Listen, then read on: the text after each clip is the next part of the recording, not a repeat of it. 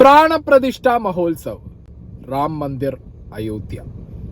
മോദിജിയുടെ mass photo ഒക്കെ വരുന്നുണ്ട്. എന്താണെങ്കിലും പ്രാണപ്രതിഷ്ഠ കഴിഞ്ഞു. അപ്പോൾ ആ ഒരു വൈബ് അറിയാലോ എന്തായിരിക്കും എന്നുള്ളത്. സോഷ്യൽ മീഡിയയിൽ ഇതിൻ്റെ വീഡിയോൻ്റെ അടിയിലൊക്കെ ജയ് ശ്രീറാം ജയ് ശ്രീറാം ജയ് ശ്രീറാമാണ് എൻറ്റയർലി. ഓക്കെ, എങ്ങനെയാണ് ജയ് ശ്രീറാം രാഷ്ട്രീയമാവുന്നത്?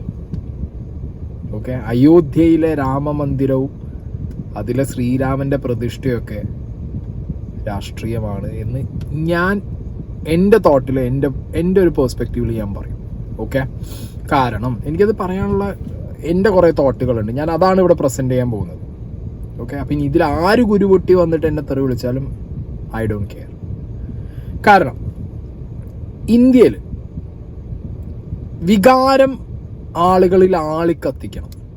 ഇന്ത്യൻ പൊളിറ്റിക്സ് എന്ന് പറയുമ്പോൾ ആളുകളിൽ ഒരു വികാരം കത്തണം. ആ വികാരം നാളെ വോട്ടായിട്ട് മാറണം. ഇന്ന് ഇന്ത്യയിൽ ആളുകളുടെ ഇടയിൽ കത്തിക്കാൻ പറ്റിയ ഏറ്റവും വലിയ വികാരമാണ് മതവികാരം കത്തണം എന്നുണ്ടെങ്കിൽ അവിടെ ഒരു ഹീറോ വേണം. കാലാകാലങ്ങളായിട്ട് ഇന്ത്യയിൽ നടന്നുകൊണ്ടിരിക്കുന്നത് രാഷ്ട്രീയക്കാരുടെയും സിനിമാക്കാരുടെയും അടക്കം, ഈവൻ സോഷ്യൽ മീഡിയയിലുള്ള എന്നെ പോലുള്ള ആളുകളുടെ അടക്കം, the fakeness is to how we create a hero and how we become ourselves a hero. Today's hero, tomorrow's God. ഇതാണ് ഇന്ത്യയിലെ പാവം ജനങ്ങൾക്ക് രാഷ്ട്രീയക്കാരും മതനേതാക്കന്മാരും സിനിമാക്കാരും സോഷ്യൽ മീഡിയയിലുള്ളവരും ഒക്കെ പറ്റിക്കുന്ന ആ ഒരു ഫേക്ക് മുഖംമൂടി. സ്വയം ദൈവമാവുക അല്ലെങ്കിൽ ആരെങ്കിലും ദൈവമാക്കുക. ആദ്യം ഒരു ഹീറോയെ ക്രിയേറ്റ് ചെയ്യുക, ആ ഹീറോയെ നാളെ ദൈവമാക്കുക. വികാരം, മനുഷ്യന്റെ വികാരം, മതവികാരം, അത് ആളിക്കത്തിച്ചിട്ട് അത് വോട്ടാക്കി മാറ്റുക. Exactly that's what happening. Jai Shriram എന്ന് ഇന്ന് ആളുകൾ മനസ്സിൽ നിന്ന് പറയുന്നുണ്ടെങ്കിൽ പലരും അത് പേടികൊണ്ടും ഇല്ലെങ്കിൽ എന്തോ വെട്ടിപ്പിടിച്ച ഒരു സന്തോഷം. ഇന്ത്യ മൊത്തം ഇനി രാമന്റെ കീഴിൽ, രാമരാജ്യം, ആ കോൺസെപ്റ്റ് തന്നെ മൊത്തത്തിൽ ഇവർ രാഷ്ട്രീയവൽക്കരിച്ചിരിക്കുകയാണ്. What is Ram Rajya? എന്തായിരിക്കും രാമരാജ്യം? രാമരാജ്യം എന്നുള്ള ഒരു കോൺസെപ്റ്റ് എന്ന് പറഞ്ഞാൽ വലിയൊരു കോൺസെപ്റ്റാണ്. ഒരു നാട്, ഒരു ദേശം മൊത്തം സമ്പൽ സമൃദ്ധിയിൽ എല്ലാവരും ഒരുപോലെ സന്തോഷിച്ച് ആഘോഷിച്ച് ജീവിക്കുക എന്നുള്ളതാണ് രാമരാജ്യം. അല്ലാതെ ഒരു അയോധ്യയിൽ ഒരു പള്ളി പൊളിച്ച് ഒരു അമ്പലം ഉണ്ടാക്കി അതിലൊരു രാമന്റെ പ്രതിഷ്ഠ കൊണ്ടുവന്ന് വെച്ച് അത് രാമരാജ്യമാക്കുന്നതാണോ രാമരാജ്യം? രാമരാജ്യം എന്ന് പറഞ്ഞാൽ എന്താ? ദാറ്റ് കോൺസെപ്റ്റ് ഇറ്റ് സെൽഫ്, അതിലൊരു വലിയ മീനിങ് ഉണ്ട്. അതൊക്കെ മാറ്റി നാളെ നമ്മൾ തമ്മിൽ കാണുമ്പോൾ ജയ് ശ്രീരാം പറഞ്ഞില്ലെങ്കിൽ എന്ത് സംഭവിക്കും നമുക്ക് എന്നുള്ളൊരു പേടി നമ്മളെ മനസ്സിലേക്ക് കൊണ്ടുവരുന്ന ഒരു ദിവസം കൂടിയായിട്ടാണ് ഞാൻ ഈ ദിവസത്തെ കാണുന്നത്. സീരിയസ്ലി മതേതര രാജ്യത്ത് ജനിച്ച ഞാൻ നാളെ വെറും മതരാജ്യത്തായി പോകുമോ എന്നുള്ളൊരു പേടി കൂടി എൻ്റെ മനസ്സിലേക്ക് ഞാൻ കൊണ്ടുവരികയാണ്. അങ്ങനെയാണ് കാര്യങ്ങൾ മുന്നോട്ട് പോകുന്നത്. ഓക്കെ, അപ്പോൾ എന്താണ് വിഷയങ്ങൾ? ജയ് ശ്രീരാം എങ്ങനെ രാഷ്ട്രീയമാവുന്നു? ഇത് കുറച്ചധികം കാര്യങ്ങൾ ഇരുത്തി പറയേണ്ടതുണ്ട്. പക്ഷേ ഞാൻ അത്രയും ഡീപ്പായിട്ട് പോകുന്നില്ല. പല വീഡിയോസിലായിട്ട് രാം മന്ദിർ റിലേറ്റഡ് ആയിട്ടുള്ള ഹിസ്റ്ററി എങ്ങനെ എന്ത് എന്നുള്ളതൊക്കെ നിങ്ങൾ ഇതിൽ ഇൻട്രസ്റ്റഡ് ആയിട്ടുള്ള ആൾക്കാർ നിങ്ങൾ കണ്ടു കാണും. ബാബറിൻ്റെ കാലവും അതിക്ക് മുമ്പും അത് കഴിഞ്ഞും ഇപ്പോഴും ഒക്കെ നടക്കുന്ന കാര്യങ്ങൾ. BJPയുടെ ഒരു പൊളിറ്റിക്സ് ഉണ്ട്, നരേന്ദ്രമോദിയുടെ ഒരു പൊളിറ്റിക്സ് ഉണ്ട്. അവർ കൃത്യമായി ഡെലിവർ ചെയ്യുന്നുണ്ട്. They are success. അവിടെയാണ് ലൈസ് ദെയർ സക്സസ്. അവിടെയാണ് അവരുടെ ആ ഒരു സക്സസ് റേറ്റ് ഇരിക്കുന്നത്. അവർ പറഞ്ഞു രാമ മന്ദിർ വരും, അയോധ്യയിൽ രാമരാജ്യം കൊണ്ടുവരും. ഇന്ത്യയിൽ രാമരാജ്യം എന്ന് പറഞ്ഞു കഴിഞ്ഞാൽ തന്നെ നമുക്ക് പിന്നെയും എന്താ പറയുക, ഈ ലോകം മൊത്തം, ഇന്ത്യ മൊത്തം സന്തോഷം, സമ്പൽ സമൃദ്ധി, ഇതൊക്കെ നമുക്ക് ആ ഒരു കോൺസെപ്റ്റിലാണ് ഇവർ പറയുന്നതെന്ന് വിചാരിക്കാം. പക്ഷെ അങ്ങനെയല്ല. ഇവരെ കോൺസെപ്റ്റ് തന്നെ എന്ന് പറഞ്ഞു കഴിഞ്ഞാൽ മൊത്തത്തിൽ ഈ രാജ്യം, രാമരാജ്യം എന്ന് പറയുമ്പോൾ അമ്പലങ്ങൾ കൊണ്ടുവരും, ഇതേപോലുള്ള വലിയ വലിയ സ്റ്റാച്യൂസ് അത് കൊണ്ടുവരും. അതൊക്കെയാണ് ഒരു രാജ്യത്തിൻ്റെ പുരോഗതി, അല്ലെങ്കിൽ ഒരു രാജ്യത്തിനെ വേറെ ലോക രാജ്യങ്ങളുടെ മുന്നിൽ എടുത്തു കാണിക്കാൻ കൊണ്ടുവന്ന് വെക്കുന്നത്. വലിയ വലിയ പ്രതിമകളും ഇങ്ങനത്തെ വലിയ വലിയ അമ്പലങ്ങളും ഇങ്ങനത്തെ ക്രിയേഷൻസ് ആണെന്നാണ്. അങ്ങനെയല്ല. ഇവിടുത്തെ എഡ്യൂക്കേഷൻ, പള്ളി അല്ലെങ്കിൽ അങ്ങനത്തെ സാധനങ്ങളെക്കാൾ കൂടുതൽ ഇവിടെ ആളുകളിലേക്ക് എത്തിക്കേണ്ടത് എന്താ? വിദ്യാഭ്യാസമാണ്, എഡ്യൂക്കേഷനാണ്. അൺഫോർച്ചുനേറ്റ്ലി ഇപ്പോഴും ആളുകളിലേക്ക് എഡ്യൂക്കേഷൻ എത്തിക്കഴിഞ്ഞാൽ മറിച്ച് ചിന്തിക്കുക അവരെന്നുള്ള പേടിയുള്ളത് കൊണ്ട് അമ്പലങ്ങൾ പണിഞ്ഞാൽ അവിടെ എഡ്യൂക്കേഷൻ വരും. ഇവിടെ ആളുകൾക്ക് വരൂ. നിങ്ങളൊന്ന് ആലോചിച്ച് നോക്കുക, അമ്പലങ്ങൾ പണിഞ്ഞാൽ എനിക്ക് തോന്നുന്നു ഏറ്റവും കൂടുതൽ വരാൻ പോകുന്നത് ഭിക്ഷക്കാരാണ്. സീരിയസ്ലി നോർത്തിൽ നിങ്ങൾ പോയി നോക്കുക, അമ്പലത്തിന് മുന്നിലാണ് ഏറ്റവും കൂടുതൽ ഭിക്ഷക്കാരുണ്ടാവുക. കുട്ടികൾ മുതൽ മുതിർന്നവർ വരെ എല്ലാവരും. കാരണം പുറത്തുനിന്ന് ടൂറിസ്റ്റ് അടക്കമുള്ള ആളുകൾ വരുമ്പോൾ അവർ ഭിക്ഷക്കാരുടെ എണ്ണം കൂടുന്നത്. അവിടെയുള്ള ആളുകൾ ഭിക്ഷക്കാരാവാണ്, പക്ഷെ അവരൊക്കെ വോട്ടുള്ള ആളുകളാണ് അവരൊക്കെ. ബേസിക്കലി അവർക്ക് ആർക്കും എഡ്യൂക്കേഷൻ കിട്ടരുത്. അപ്പോൾ അമ്പലങ്ങൾ പണിയാം, വലിയ വലിയ സ്റ്റാച്യൂസ് ഉണ്ടാക്കി വെക്കാം. കാരണം ഞാൻ രാജസ്ഥാനിൽ ട്രാവൽ ചെയ്ത സമയത്ത് ഞാൻ കണ്ടതാണ്, സ്കൂളുകളിലൊന്നും ആരും പോകുന്നില്ല കുട്ടികൾ. റോട്ടിൽ ജയ്സാൽമീറിൽ റോട്ടിൽ കുട്ടികൾ നിൽക്കുകയാണ് മറ്റേ ഈത്തപ്പഴം വിൽക്കാൻ വേണ്ടിയിട്ട്. അവരൊക്കെ ലൈക്ക് ചോദിച്ചാൽ പറയുന്നത് സ്കൂളിൽ പോകുന്നില്ല, സ്കൂളിൽ പോകേണ്ട ആവശ്യമില്ല, അവർക്ക് സ്കൂൾ ഇഷ്ടമല്ല. കാരണം എന്താ, അവിടെ ആരും ഇല്ല. സ്കൂളിൽ പോയിട്ട് എന്ത് കിട്ടാനാ, പഠിച്ചിട്ട് കാര്യമില്ല എന്നുള്ള കോൺസെപ്റ്റ് അവരുടെ തലയ്ക്ക് വെച്ച് വിടുകയാണ്. അപ്പം ആ ഒരു രാഷ്ട്രീയത്തിൻ്റെ ഭാഗമായിട്ട് ഒരു രാമമന്ദിരം വന്നതുകൊണ്ടോ ഒരു അമ്പലം പണിഞ്ഞതുകൊണ്ടോ ഐ നെവർ കെയർ, എനിക്കൊരു ഡിഫറൻസ് വരാൻ പോകുന്നില്ല. പക്ഷേ ഇതൊരു രാഷ്ട്രീയമാണെന്നുള്ളത് ആളുകൾ മനസ്സിലാക്കുന്നത് ബെറ്ററാണ്. ഓക്കെ, ഇന്നലെ ടി പത്മനാഭൻ സാർ പറഞ്ഞ കുറച്ച് കാര്യങ്ങളുണ്ട്, അത് ഞാനിവിടെ വെക്കാം. അറിവിൽ ഏറ്റവും വലിയ ശ്രീരാമ ഭക്തൻ ഒരാളെ ഉണ്ടായിട്ടുള്ളൂ. അയാൾ കവിയൊന്നും ആയിട്ടില്ല, ജീവിതം കൊണ്ട് മഹത്തായ കവിത എഴുതിയ ഒരു മാന്യനായിരുന്നു. പേര് ഗാന്ധി, MK ഗാന്ധി എന്നാണ് അദ്ദേഹം എഴുതി ഒപ്പിടുക. മോഹൻദാസ് കരംചന്ദ് ഗാന്ധി. അദ്ദേഹം ജീവിതം മുഴുവനും മഹാത്മാഗാന്ധിയെ കുറിച്ച് പറഞ്ഞു പാടി. ആ സാധു മനുഷ്യൻ ജീവിതത്തിൽ ഒരു സിനിമയെ കണ്ടിട്ടുള്ളൂ, ഒരു സിനിമ. അത് വിജയഭട്ടിന്റെ രാമരാജ്യമായിരുന്നു. അദ്ദേഹം മരിക്കുമ്പോൾ 2 വാക്കേ ശബ്ദമേ ഉച്ചരിച്ചിട്ടുള്ളൂ. മരിക്കുമ്പോൾ അന്ത്യശ്വാസം ഹേ റാം, ഹേ റാം. ഇന്ന് അയോധ്യയിൽ ഒരു പ്രാണപ്രതിഷ്ഠ നടക്കുന്നുണ്ട്. ഒരു കാര്യം സുഹൃത്തുക്കളെ അറിയാം, അത് ഇന്ന് ഇന്ത്യയിലെ ഏറ്റവും വലിയ വിൽപ്പന ചരക്ക് വെച്ച ഉടനെ തന്നെ വിറ്റുപോകുന്നത് ശ്രീരാമന്റെ പേരാണ്.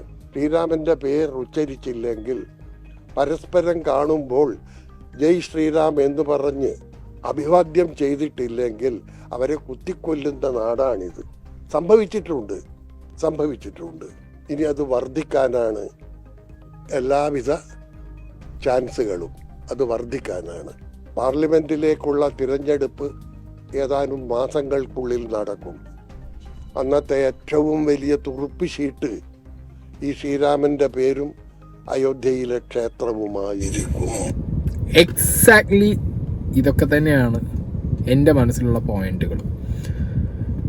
ഇപ്പോൾ ഇടയിൽ കാസ ഒരു ബാനർ ഇറക്കിയതായിട്ട് കണ്ടു. എല്ലാ ക്രിസ്ത്യൻ ഭവനങ്ങളിലും മെഴുകുതിരികൾ തെളിയിക്കണം.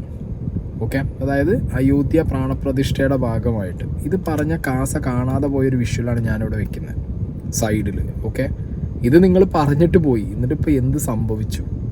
ഒരു പള്ളിയിലെ കുരിശിൻ്റെ മുകളിൽ തന്നെ കൊണ്ടുപോയിട്ട് രാമരാജ്യം കൂടി വെച്ചു.